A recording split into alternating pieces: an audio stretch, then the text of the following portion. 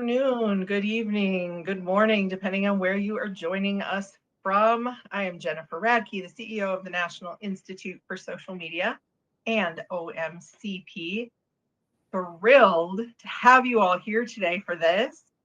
Please follow Irma's lead and let us know where you are joining us from. We are having just a little bit of technical issue with a couple of our presenters, so we're working through that.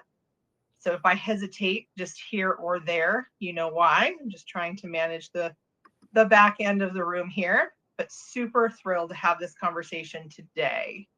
We have got some amazing strategists joining us to talk about their career journeys, all the great things that they've been doing in this space, and any advice or ideas that they have for you. All right. And Kate, if you can still hear me, I did try to send you a request to go on stage, but you may want to log out and come back in and see if that works. All right. Welcome. You guys are doing great. Look at all of those introductions. Oh, Lisa's here, but not hearing anything. Oh, weather conditions. Okay. Be safe there, Lisa. Hopefully, Josh is not seeing anything in chat. Well, we're having all kinds of technical issues today. Oh, no. Oh, let me see what's happening here. Public, that's why. Let's try that. Let's see if the chat now can be seen.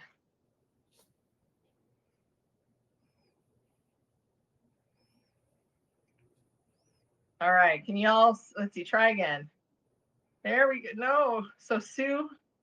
Oh, there we go. Now we can. Sorry about that. I do not know what kind of a crazy setting we had, but I can see it. Oh, there comes Kate. Hey. Thank you, team, for helping us through some challenges. I love it when our community jumps in, is like, Jen, something's wrong. This is so good. All right, so we're still missing one of our panelists, but I am not seeing him in the room at all. So we're going to go ahead and cover a couple of things. Oh, here we go. Let me, hold on. Give me 1 second while I pull one thing.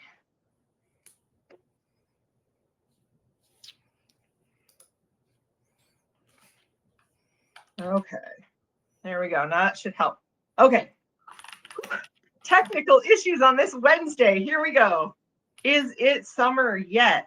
I feel it. I was sharing with a few folks that my not so little ones are home from college. And so it's been a whirlwind week trying to get everyone resettled into home for summer. And we had a friend visiting for a week. She hadn't been to Minnesota before, so we were just enjoying. And then our AC broke as the 5 days of 90 or almost 90-degree temps have hit Minnesota. So it's been a whirlwind, but here we are. The chat seems to be working. We've got a bunch of people. We've got all 4 of our wonderful panelists. I am so excited to see everyone. Let me just go through a couple of housekeeping issues or thoughts. Okay, so today we're going to talk about career insights. I've asked these panelists to join us. They've all got very unique experiences and backgrounds, and cannot wait for us to have some conversation with them.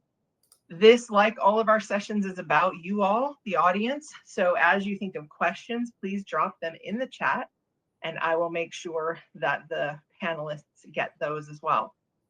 I will have a short handout, which will include bios from our panelists and a link to their LinkedIn so that you all can connect afterwards, because networking, we know in this space, is super vital as well. If you want to share any of the nuggets that these great panelists are sharing today, please do so on whatever platform of your choice. If you wouldn't mind adding the NISM webinar hashtag or tagging us in it so we know you're talking about us, that would be great. If you want to learn a little bit more about some of the things we're talking about, you can visit us online at the nismonline.org website or omcp.org website. All right, couple of quick things. Ooh, University of Montana. Hey, Emma. We do these webinars a couple times a month. And when we do, we record them and add them to our continuing education site. All of our social media strategists and OMCA, OMCP strategists are required to do continuing or professional development units. So if you want to learn more about something you might have missed in the past, I threw up a link there that opens our continuing ed site. Please put it up in the background. Go to it after today's session. We don't want to miss you here during this conversation, but that is there for you. In addition, we have some prep courses there and some assessment-based certificates to add to your portfolio. All right. As I mentioned, we do these webinars a couple of times a month. The next one is happening on June 4th. I'm going to pull that up as well. It's going to be called The Ricochet Moment, Lessons from the Past to Navigate the Business of Now. A friend that I met here in the Minneapolis-St. Paul area, Nick, has done the Ricochet Moment podcast here for the last few months, and I am just fascinated by his take on brands kind of reinventing themselves.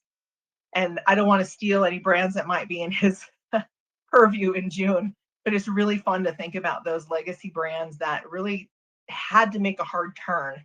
I'm trying to avoid the word pivot in the conversation, but had to make a hard turn in order to keep their businesses alive, both brand-wise and marketing. And so that'll be a really fun one.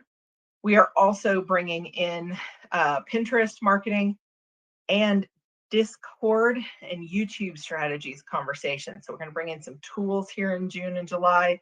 Those are all coming and should be decided on soon. All right, so without further ado, I am going to pull down the slideshow so we just see the beautiful faces of our panelists, but we have 4 amazing people with us today. Rafael Mados, Paulette O'Leary, Ryan Philbrick, and Kate Spear. And we're here to learn about their journeys. So I'm going to let them introduce themselves a little bit. And so I'm going to just start kind of in my lower corner and work my way up. So Paulette, will you go ahead and kick us off? Tell us a little bit about who you are and what you do. Okay. My name is Paulette O'Leary, of course. And I work at Johns Hopkins School of Bloomberg School of Public Health, but I work within the Center for a Livable Future, which is all about researching food systems, which is a big thing in my life. I really am all about food so much that I have a Substack that's all about food. But yes, that's what I do. I'm a social media manager for the Center for a Livable Future. Fantastic. And we'll have to chat more about Substack here in a minute. Would you do a quick introduction, please? Who are you and what do you do? Oh, sorry, Kate. I'm sorry, you cut out just a little bit when you said who you were calling on next. I didn't hear you. So hello, my name is Kate Spear. I'm located in Pittsburgh, PA. I am Vice President of Marketing and Brand Development for Grandpa Joe's Candy Shop.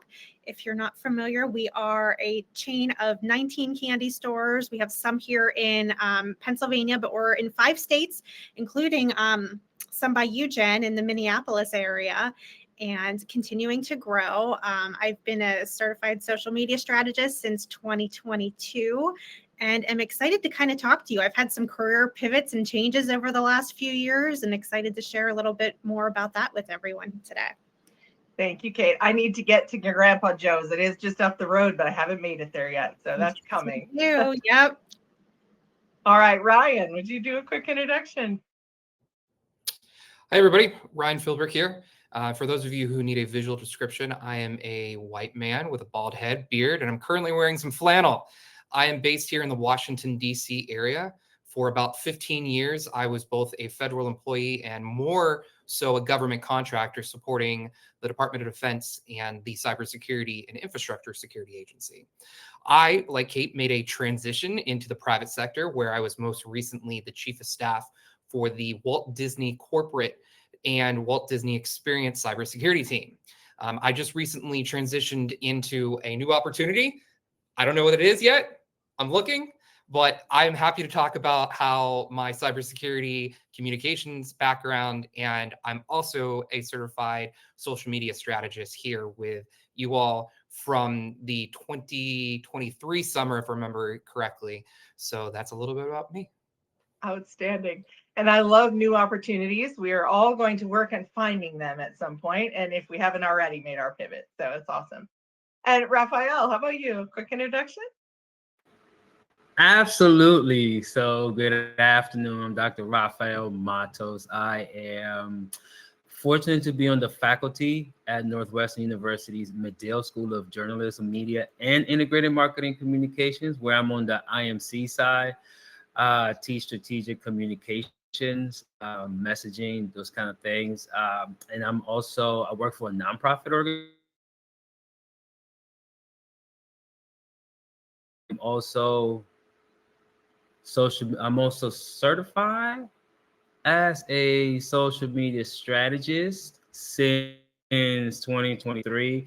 And I have to tell you that definitely with the integrated marketing communications program, but in doing membership services, what I've learned through this journey has been very helpful with me to better understand how to engage constituents. So I'd be very happy to share that experience. Fantastic. Thank you so much. You cut out just a little bit, but it might have been just me. So around the nonprofit and membership services that you were talking about. So that's fantastic. I love the variety that we have today and the variety of backgrounds that we've got going on. So I'm going to go back to Ryan for a second. So you talked about cybersecurity, Ryan. You've done it for a couple of things, government as well as Disney. What are one of those things that you would recommend people in the marketing world really make sure that they watch for to try to mitigate risk? So you were nice enough to prep me on this question. So I'm actually working on an article that I'm hoping to post either today or tomorrow that dives into all of these ideas in depth. So keep an eye out because it can get a bit wonky here. But it really comes down to 4 things. The first and foremost thing is you and your staff. So the people who are the human element, that is the biggest vulnerability. We're humans. We make mistakes. We're at risk of accidentally clicking something or accepting something. So having a well-educated and routinely educated staff is really important because cybersecurity risks change as technology figures out how to prevent those. So it's a constant, continuous whack-a-mole. But there are a couple of other things that you can put in place technology-wise. I know that it adds hassle, but multi-factor authentication or 2-factor authentication is really important. It is a fail-safe that you can put in place to help you prevent other people getting access to your accounts. And as we've come to realize, marketers, communications, and just generally anybody in the real world is a cybersecurity professional because we have to do those types of things to really help us prevent those types of incursions, those types of risks. Also, making sure you also put in place the types of technology updates, making sure you're updating your passwords routinely, making sure you're updating your software routinely. Don't just click, I'm going to remind me later. Really, you need to build in that habit to build in those types of updates into your day-to-day routine and also building it into your strategy, which is my last part.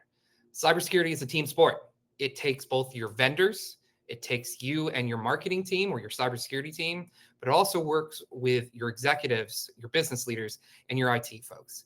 It is a cross-functional support that everybody needs to get on board to really work on. So when you're building out your strategy or you're building out a campaign, you really want to touch base with all those different folks to make sure that everybody's on board because they're going to see things that you may not see or you may just not have knowledge on. So those are the 4 areas, and keep an eye out for that article that's coming out here shortly. We will happily watch for that and share that as well. And if it comes out before we send out the recording, we'll make sure everyone gets a copy of it as well. I love the cheers for yes, yes, and yes happening in the chat as well. You know, everything you're saying is resonating. And I know that Sue is on here as well, and she speaks the language of cybersecurity and being diligent about mitigating risks as much as possible. So cybersecurity for life. There you go. You talked a little bit about it being a team sport. And I think that team and the idea of team starts in a lot of different places. And so, Raphael, Dr. Michaels, I'm going to come your way for a second. So, I'm going to look from your professor hat for a second. How are you helping your students think big picture as they prepare to enter the workforce and all of these different teams that they're going to be a part of? Yeah, that's a great question. One of the things that I really stress to my students that I find I have to tell them from the beginning is like those critical thinking skills. I think with a lot of students, they want to know that thing they need to have in order to get the job and get their career going. And what I tell them is that, yeah, I can teach you that thing and I will, but most importantly is how do you use that thing, right? Because they think, especially when it comes to messaging, we always talk about how a messaging strategy you use with one group may not land well with another. And even if you use it with that same group, depending what's happened on that day, it may land differently. So I always tell them they got to think about, and also when we look at case studies of strategies that have gone wrong, we always go back to the question, who was in the room to ask this question? Say, do you understand this? Like, why are we approving this? Like, who's in there saying that this is a good idea? So one of the biggest things for me to talk to my students against is like that critical thinking piece. And then how do you become interdisciplinary, right? Like, and so with messaging, and as we look at different brands and case studies, pulling from different sort of social sciences and all the different theories and concepts, and how do you then put that into practice? And so that's a big thing for me, is helping them understand how do you take something and then put it into actual practice, and then understanding just the proper framing and how do you then land it with your particular audience. So I think, so yeah, so those are the things that I focus on with my students mostly. I mean, just also being able to be flexible and pivot at a moment's notice, right? And I think that if there's anything for me, I like things to go the way that they are, but I realize in my career, especially in the nonprofit, things are constantly changing so much that now for me, one of the hallmarks of my career is now being able to pivot at a moment's notice and be able to adjust and adapt the strategy so they can stay relevant in that moment. I love that. And I personally, and some of you who know me well know this already about me, but I love the fact that you didn't say, I tell them all they have to have Slack or insert tool here, right? Because what you're telling them is the bigger picture stuff. Can they critically think? Can they apply it in different disciplines or different industries? Can they think bigger picture about what that is they're trying to do and how they're trying to connect with their audience? This is the strategy piece, right? That we all love so much, is really making sure that they have those bigger picture pieces. So thank you for sharing that. Leadership is always a challenge. So Paulette, I'm coming your way because you work in higher ed, but you're not with students anymore. You're working with leadership teams. So how do you get leadership on your side for the campaigns that you want to run? Well, one of the things that I always have to do is I have to embrace my mom's teacher ways. Is like I have to teach people that don't know like what social media is. Like the first thing I usually do with leaderships on any job that I've had in the past and now is like I usually set up a meeting just to say, can we just talk about what social media is, what analytics are, why analytics tell you what works and what doesn't work, because I think that's really important to kind of set I guess the standard for them to understand, like, okay, this is why we maybe shouldn't move forward with this, and this is why we should move forward with that. And I remember, like, with my current job, the first thing I wanted to do was a video series about local farmers, because I just thought, hey, it'd be interesting to hear from actual local farmers that are doing regenerative farming. And it's regenerative farming is an interesting subject, and people, they see the label but they're like, what does that really mean, kind of thing. And I wanted to have the farmers kind of explain it, so that people could understand it more. And leadership was like, hey, I don't know about this. This isn't what we do usually. We don't do like farmer interviews or go on site for interviews. So they let me do a test run with one. And we got more views than usual on our videos with this one interview. And then they were like, okay, you can do 4 more. And then we had a series of 3 other farmers because I couldn't find a 4th. But there was 3 farmers, and we had a great series that was on YouTube, and we got more views than usual, and we also got more engagement than usual than the content that we have on usual basis. So I think it's always important to just teach leadership what social media is and make sure they understand when you send a report, you set up times to like explain like why this went this way and why that went this way, because that sometimes leadership, they'll just like, okay, I see this report, but I don't understand what is happening. Can you please explain it? So I always set up a time after I send a report and be like, let's talk for an hour and explain what happened and explain what we can do in the future. Yeah, I love that. So I took a couple of things myself from that. And the first one was start small, right? If they're not willing to let you do the big picture thing, get that little test piece in there and then make sure it's good, right? Make it the best test piece you can, because proof is in the pudding for sure. Yes. But I agree, you got to educate people, and then you've got to help them understand what they're looking at. A lot of times we just throw numbers out in front of them. I have an interesting example that I'll share.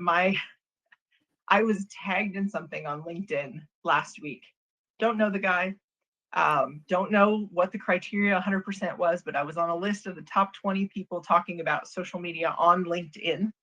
I was number 11 under people like Gary Vee and Neil Patel, right? Like, and I'm like, dude, what's that about? So I was kind of, talking to my children while they're home about how we need to work on their LinkedIn profile. And they're like, why would I do that? And I'm like, cuz look at this. And my daughter says, I don't understand. Where does this come from? I don't understand. And so it's a perfect example, right? Like for me, it made sense. I had a whole huge audience taking a look at my profile that hadn't normally done it, but I didn't describe it in that way. And so we really have to speak their language, right? We have to be able to, and I don't want to use the word dumb it down or the phrase dumb it down, because I don't think that's the right thing. We have to speak the language that resonates with them and talk about why it's valuable. What does it give us as a return? And I think that's so huge. Those are just a few things there. So awesome. Kate, we talked a little bit about transition, and we'll go back and chat a little bit more, but you had one of the most interesting transitions that I've seen in the last few years. And I think you did it well. I want to hear from you, right? Like, I think I know how you did it, but what do you think was your successful piece in that transition? Like, what made it for you? Yes. So I, at the end of 2023, a job that I thought I was going to have forever ended. And I mean, in my mind, it was just like, it never occurred to me that I would be having to look for a job again at this stage in my career, which is crazy to kind of think about that now. So up until that point too, I feel like I actually was not very active on LinkedIn. I was not actively networking in the Pittsburgh area. I was just kind of in my own little bubble in my happy little job, just going about life, never thinking that there would be anything that would happen to that. So when that happened, and it was just like, oh no, I have to like put myself out there and start doing things. And I really leaned into personal branding and LinkedIn and putting myself out there and kind of taking all the things that I knew how to do for a company, because I had done that. I had done it for our CEO. I've done it for other C-suite leaders, like building thought leadership and content for them. I had never done it for myself. And I think sometimes we all kind of fall into that because it's scary. It's scary to kind of talk about yourself and put yourself out there. But I was at the point where it was like, okay, I have to. It's go time. So I built a website, started posting on LinkedIn. Long story short, I did find another job that I moderately liked. I was there for 6 months. I knew it wasn't a real great fit, but that's how I ended up here. I've been here for a year and a half now. And I feel like the job that I'm at currently, I found through networking. It was not something that was posted on Indeed. And it was something when our CEO here knew that he was looking for it, he knew about me and he knew what I did and what I could do. And I feel like if I had never shared that and put my story out there and been brave and bold with it, I wouldn't be here. Like it just wouldn't have lined up because I never told my story. So I feel like that's kind of what I did. And it was really about putting myself out there, telling my story, and actively showing kind of what I could do on social media for myself and what I could do for a company. And I feel like even though I found a job, my favorite thing from that was all the great people I've met along the way, everybody here included, that I wouldn't have otherwise. So I feel like I continue to show up on social media, even though I found my job. That was my original first goal, but it was just like so many great connections and people and opportunities came from that I feel like I will never stop now. Yeah. See, that's the part I love. And I did not even pitch this idea to you, which is so fantastic. But so the personal branding is what stood out to me, right? Like I knew we had chatted that you were looking and you did some fun stuff. Even on LinkedIn, you made the green banner your own. It wasn't open to work. It was open to awesome, I believe. Amazing opportunities. Amazing opportunities. There we go. But what I think you said at the end is probably the most impactful for me. Although I know Sue pulled out, you have to be your own best advocate and biggest fan. And I agree with that too. 100%. Networking is awesome. Catherine mentioned that. I agree. But what you said at the end was that's why you continue to show up. Mm-hmm. I talk to job seekers a lot who are like, well, I'm on LinkedIn because, right, I need to rebuild my personal brand to find my new job. And then 6 months or a year or 3 years, whatever it is, they end up finding themselves rebuilding all over again because they didn't continue to work that brand. They didn't continue to cultivate those relationships, and you really did manage that. So the question that I have as kind of a follow-up is, how do you balance? Because when you're without a job, right, you've got 40 hours in a week that you would normally have spent at work that you now have again. So how do you keep showing up without becoming overwhelmed and feeling like you're working 2 full-time jobs? Yeah, it's difficult. And I would say too, when I started here, and I wear a lot of hats here just because we are a small but growing company. So my team is small. We do a lot to get it all done. And it was hard when I first started here because I'm excited to be here and I'm diving into my job. And it's like, how do I do this whole other thing? And how do I manage, does my boss like me doing this whole other thing where I'm promoting myself and talking online? I kind of made a commitment to myself to at least post once or twice every single week, like regardless of what's happening. And I just feel like when you're active working and doing things and showing up, you do have content to talk about. I feel like everybody here, everybody that's listening, you have stuff that you can talk about and everybody's an expert in something that they can share. And I just kind of made that commitment to myself and continue to do it. And I feel like when you are always thinking about what could make good content, I mean, this is what I do, probably what we all do professionally, but you do it for yourself too. What can make good content? What could be a good post? I kind of always have a few things in my mind of, what I could share or what I could talk about to hit those 2 posts in a week. And beyond posting, because social media is social and it's meant to engage with people, if I'm not posting, I do feel like I'm on LinkedIn probably every day, liking all of your comments and posts and engaging with things that you all post too, because I feel like that's half of it, just showing up and truly engaging with each other, not just to get the likes or whatever, but to build a community and be part of all of your communities. Jen, if I can just jump in, I was going your way. I posted this in the chat, but I've been really impressed, Kate, watching you online because, as we all know, it's really difficult to manage both your personal brand and others. So I just wanted to come on as one of your followers, one of your connections, and as a peer here. I find it really impressive how much you've been able to stick to that commitment that you made to yourself. And I also want to give you kudos. You were the first one out of all of us to post something that I saw. So I just want to show that you are living your truth here and you're really doing that commitment. So I just want to say you're an inspiration to at least one guy over here. Oh, thank you. Much appreciated. I know there are more, and I know that each of you inspire people in different ways, because I know I have heard that feedback, which is why we're all here today. So fantastic. Thank you for sharing it. Danielle has put some interesting link in as well for other associations that might be networking options. I'm curious a little bit. So we've talked about the journey and some of our specific areas, and I'm just kind of curious for each of you how or if the SMS and the NISM community has either supported your efforts or why you went for it in the first place. Maybe it was driven by the need of change or something else, but I'm kind of curious, that path. Dr. Matos, would you kick us off? I absolutely can.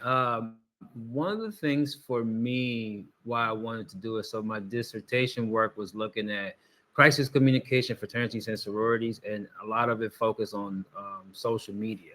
And so through that, I saw like the impact that it had, and it got me more curious. So my colleague, who's actually a certified social media strategist, told me about NISM and said I should look into it. And I was totally for it. One of the things that I found very helpful in doing this is just it got me to really think through really more strategically about like social media, like the role that audiences play in doing in the whole concept. How do you actually use different platforms and channels in your strategy so that you're not just using one, but using multiple ones? And I think that for me, that again, because I really like to be very multidisciplinary in my efforts, and knowing that especially in doing membership engagement, you have to have a strong social media game, right? Like you have to really understand how social media fit within there and how you can reach out to your audiences.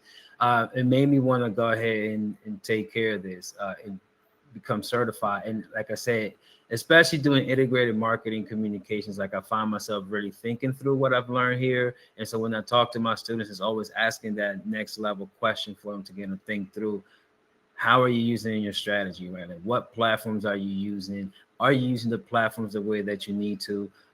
Thinking about, you doing hashtags, like are you using them properly? How do you distinguish your content from other content? And so I think that has also really helped me to think about how that shows up in my own work. Very cool. Thank you for sharing that. I remember now that you say that you're working on your dissertation. I had forgotten that piece of it, but I love how you mention it. It makes you even stronger in your teaching. So I like that. Thank you. Paulette, how about you? Because you got certified, you even served on the board for a while, and you kept your certification for kind of a long time now. So I'm curious about that. Okay, well, so it was the pandemic 2020, and I was like, I want to find something that could keep me certified, but also I want to also keep learning, because a big thing in my life has always been education, because my mom was a teacher. So I've always been like, I need to continue learning, and this seemed like the best way to do it. And I'd love that, like, this organization has continuously ways you can learn about social media, and you can learn about the latest things, and you're not like, you always feel up to date. Every time I go to a webinar, I'm like, I didn't know about that, or wait, I need to know more about this after the webinar. So it's I just really want to learn more. And then at the same time, when I was getting the certification, I was at a job that I didn't necessarily feel like I was building a career in. And I found my dream job at Johns Hopkins. And after I got certification, and during the interview process, they were really impressed that I had a certification. So it did help in the interview process to have a continuing education certification like in ISM. So I would say definitely go for it. I went for it after 5 years of doing social media. Now I have 10 years experience. So yeah, it's been life changing for me, because it led me to a better job and a dream job of mine. So yeah. And I love watching what you're doing. All the stuff you do with food is just so fun for me to see anyway. So Ryan, we talked a little bit about transitions, and how about you? What has it helped you at all? So yes, in addition to being a social media strategist with NISM. I'm also an accredited public relations professional through the Public Relations Society of America. Now, why I like the SMS is that it is zeroing in to digital communications, into social media, whereas the APR, the Accreditation in Public Relations, is a more generalized, broad perspective on public relations. Yes, it does go into project management and into digital communications, but it is at a higher, more surface level. So this is a way for me to discriminate myself against others in the public relations, marketing, communications community, because I'm really showing to a potential employer and potential peers that I'm really focused in on digital communications. And I also have to agree with Paulette's assessment of the constant education that she was talking about, the webinars. There's things that I come and learn that I'm just not exposed to. So that's another reason why I really like this community. Sounds like a good time to do a shout out to Mary Ann Hind, who is our operations manager, who helps book all of these webinars. So huge shout out to Mary Ann. She's awesome. I love it. All right, Kate, how about you? Yeah, so to kind of echo, I feel like what a lot of us have said, I feel like that continuing education component is so critical, especially in the world of marketing and social media. I feel like when I finished college and started my career 20 years ago, social media like wasn't even a thing. Marketing looked very different how I was originally trained to do marketing than what it does now. And I feel like the future moves fast, so it's only going to continue. So that certification gave me something tangible to kind of like lock onto. The webinars are always great. Kind of like Paulette said, it keeps you up to date with things that are happening. And I feel like just as time goes on, that's even more important. And just something interesting to add, now that I'm like on the other side of things, I actually extended an employment offer to somebody last week who was going through the certification. And I really like that stood out to me in the hiring seat this time around, because it also, what it said to her, we don't have to get certified. Like we are not like a doctor or something that you need that piece of paper for. It's one of those things that tells me that you care, you are interested in learning, and that you're going above and beyond to kind of better yourself. So I feel like for me in the hiring seat, it told me a lot about this candidate in addition to their marketing and social media knowledge. That's fantastic. I did not know that. So that's super exciting. A couple of years ago, I was at the University in North Florida, and we were there for a conference, and I was sitting at a booth, very unassuming, just kind of hanging out, seeing who was there, right? And a woman walks up to me, and she just, very matter of fact, "You're the reason we hired Dr. Stewart." And I was like, "I'm sorry, what's wrong?" You know, because normally people don't just come right up and, you know, but no, she was on the hiring committee for faculty in a communications program. And the professor had our certification, and that stood out to them as a necessary or a hugely impactful piece that gave perspective others didn't. So it's always interesting for me to hear. And I know, just like everyone does, that it's not for everyone, right? The requirement to do continuing ed, which most of you raved about, is not for everyone. They don't want to have to learn all the time and do something new and keep up to date. We want to do things that we're comfortable with, right? So it's good that it is here for those that want it. I am going to open things up to questions in the chat. So I want to have people go ahead and throw their questions in for any of the panelists. But as we're doing that, as they're thinking through their questions, what's one piece of advice you would give somebody who wants to get into social media marketing, social media strategy now? Ryan, you want to kick us off? Sure. So we've talked about this a couple of times. All the panelists have alluded to this, but I'm just going to be very explicit. You don't have to know every single platform.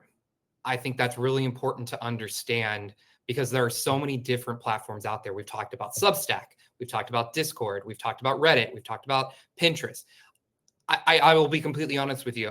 I don't dabble in Pinterest.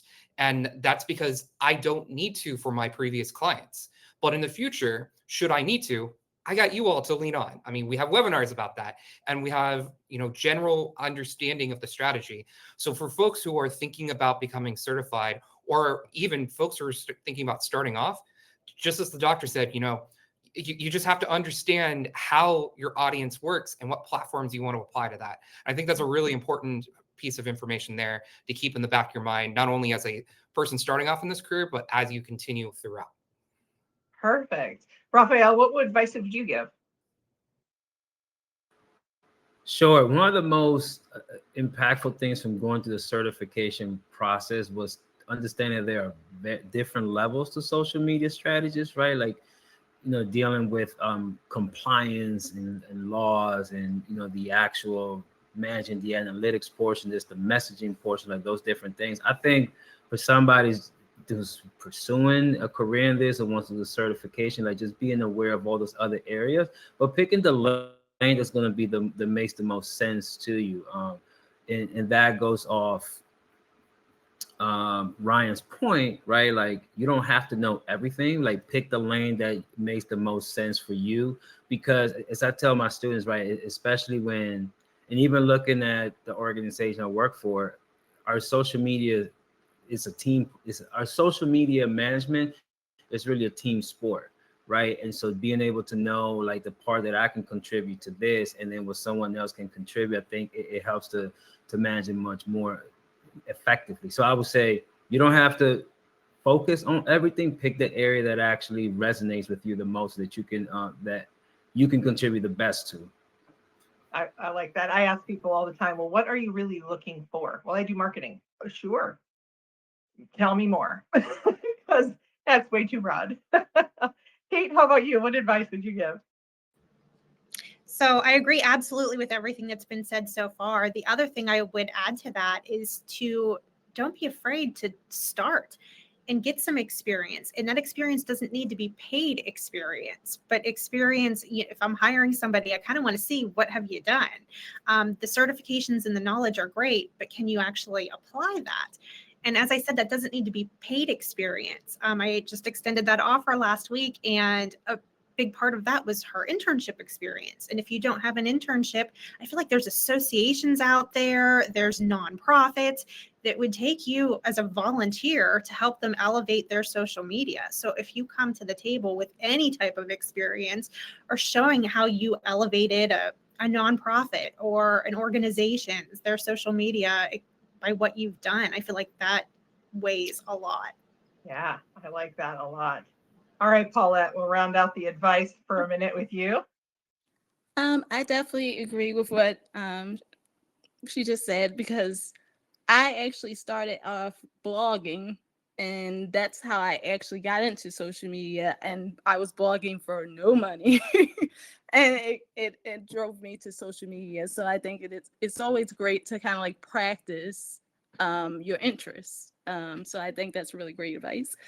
I guess my advice would be is to always remember that analytics are your friends, because analytics will help you prove that your content is working. It helps to prove that your content is resonating.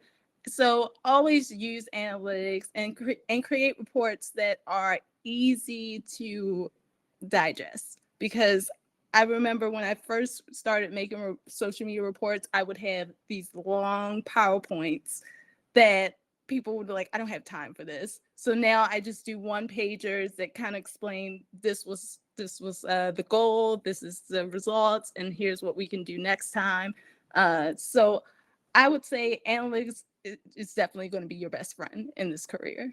Yes, so much good advice. So much good advice. All right, we have one question so far in the chat.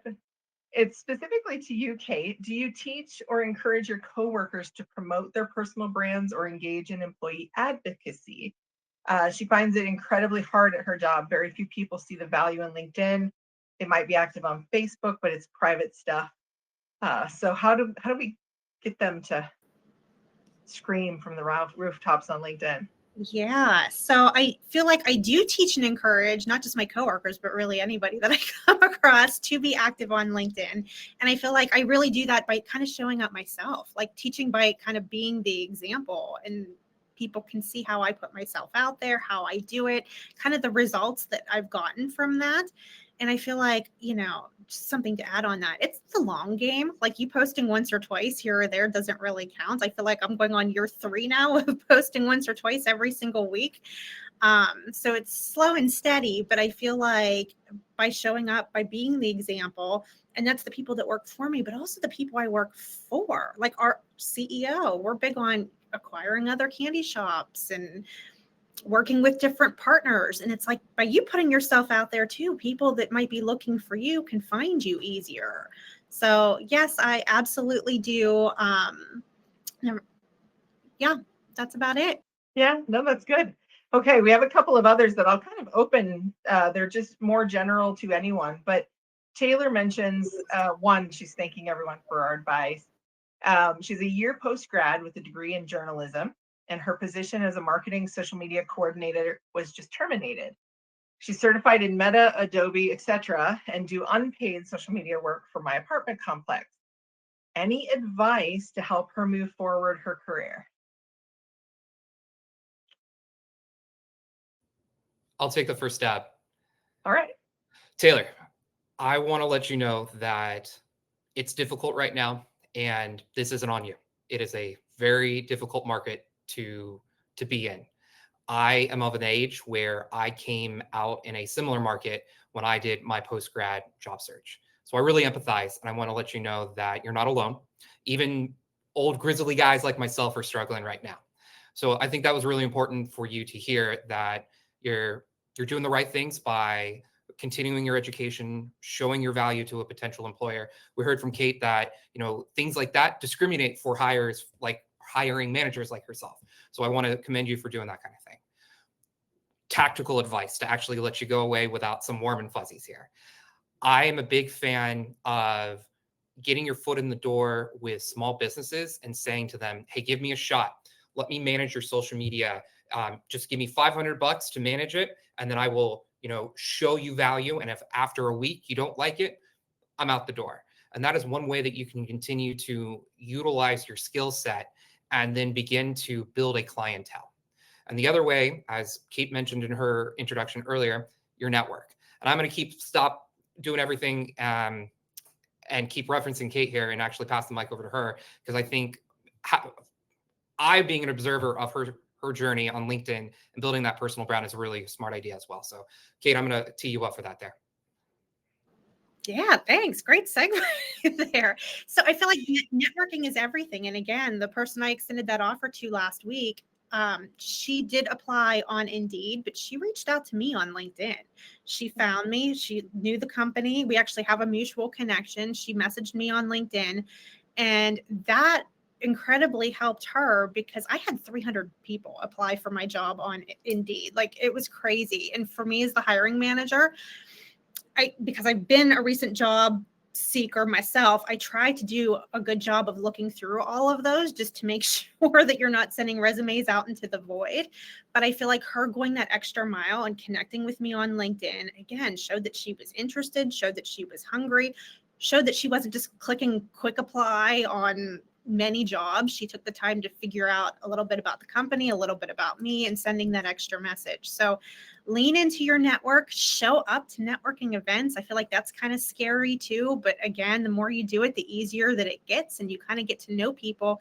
And the other people that are working and showing up to these events are the people you want to know. They're people that are also pretty well connected and can help make introductions for you as well. Yeah, I agree. I put a couple things in chat too, and to follow what both Kate and Ryan said. Network. We the handout that I have has got all of these great folks' LinkedIn on there. Connect with them. I also threw mine in there. And then for those of you who don't know, I also do a 30-minute free profile review for anyone who is in transition or simply just wants it. I'm happy to share some thoughts and suggestions. So there are a lot of opportunities. There are also, or there is also, a job board on the National Institute for Social Media's website. We get those posted by the companies directly, or things we scrape that is specific for this field. So feel free to check that out, and we'll try to help as much as possible. Anybody else have any last minute advice for Taylor before I jump? I want to, I want to hit Jen here. She wants to know if there's any advice for later in life pivoters. So I'm going to assume closer to my age. Is there still hope for us? Can we get into marketing? How so? Same ways? Different ways?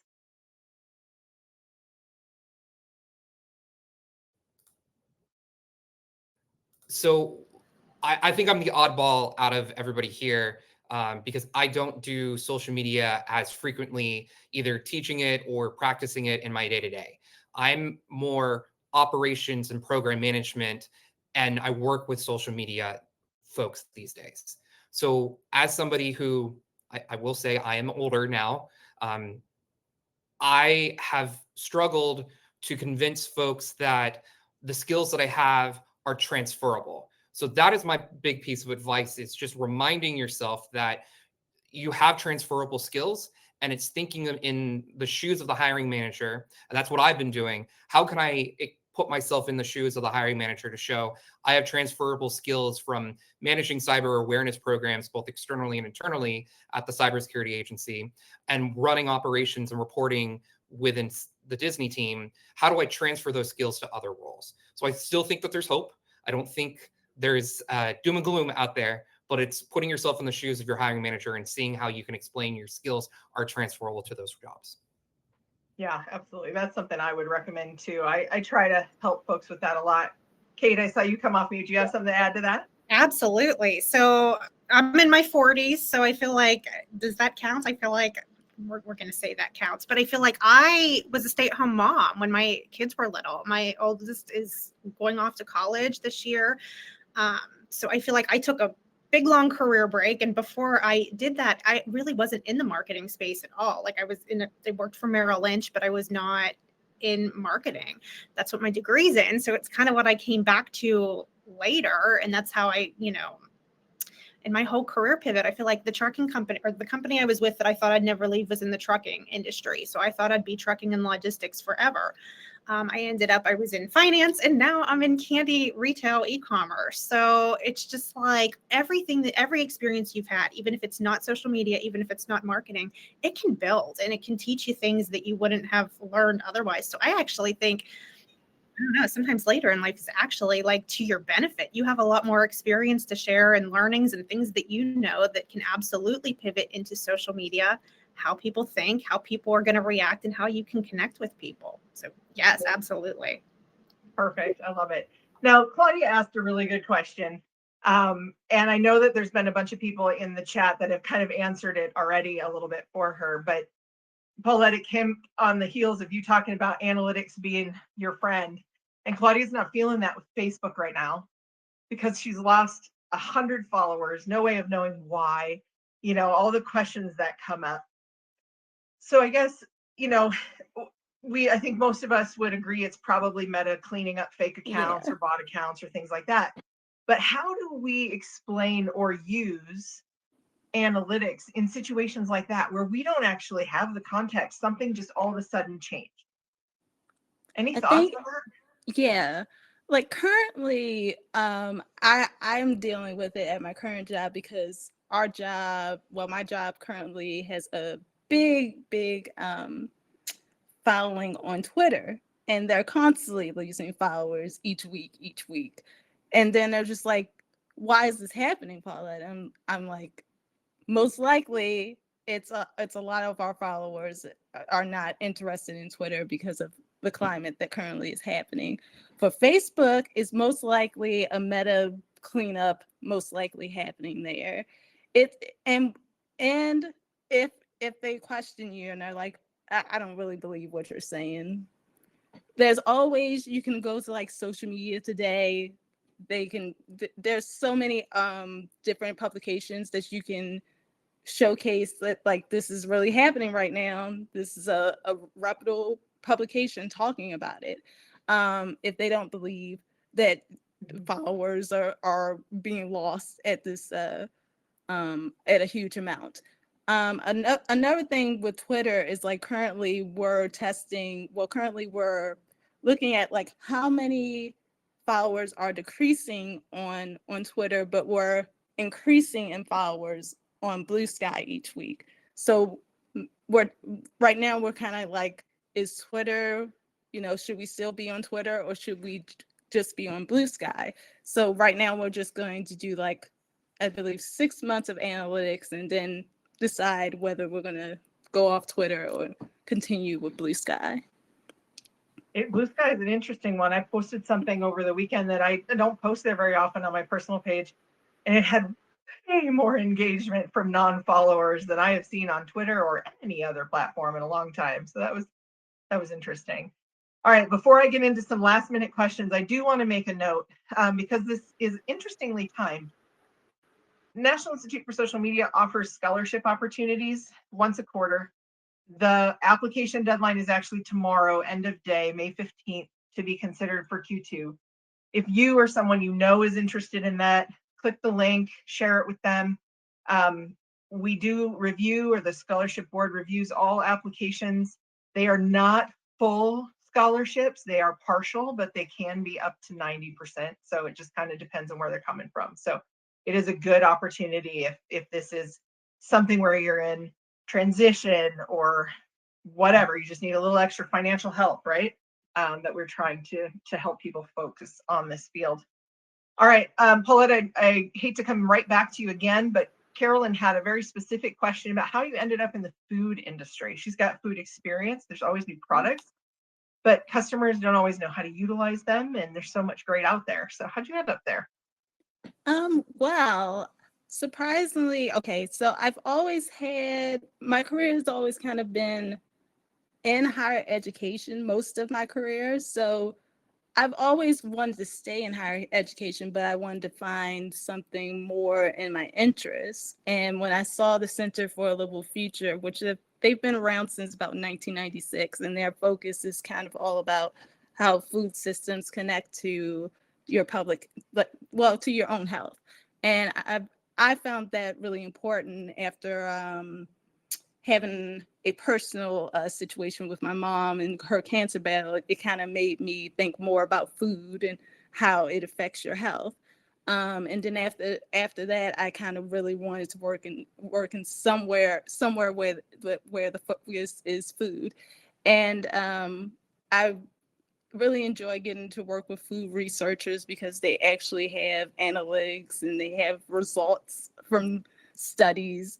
Kind of like it's so interesting. And I'll tell you, my husband does not like me telling him all the results of like meat is bad. Not all meat is bad, but like he doesn't like that. But I find myself like trying to educate people about food, and now I have a Substack where I kind of talk about like what is healthy, because healthy isn't the same thing for everyone. Like healthy isn't one diet; it can be many diets. Very cool, very cool. We only got 1 quick minute left, so a real quick round table. What's your favorite personal social platform, Ryan? I really like YouTube because I can go down rabbit holes and learn new things. Very good, Raphael. I like Instagram. I'm a very visual person, so I like to see pictures. And please do not take screenshots of your words that you posted on X and put it on Instagram. That does not count. I just want to look at pictures. Very good, Kate. Probably no surprise, LinkedIn for me.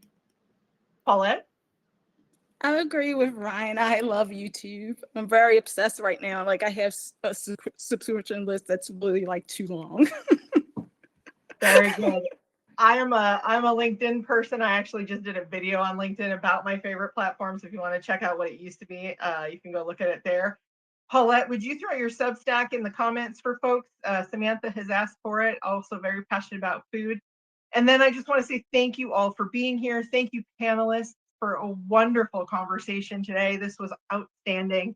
And hopefully we can have some networking and connections going on in the back end. So thank you all again. Have a wonderful rest of your week.